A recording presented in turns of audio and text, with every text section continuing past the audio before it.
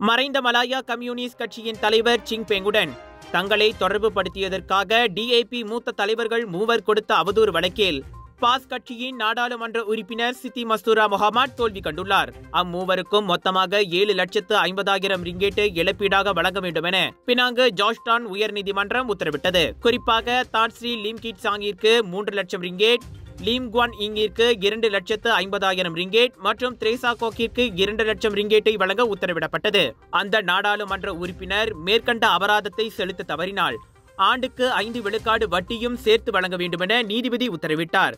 அதோடு செலவு தொகையாக மூவருக்கு தலா 25,000 ரிங்கேட்டை தருமாறும் சித்தி மஸ்தூரா பணிக்கப்பட்டார்.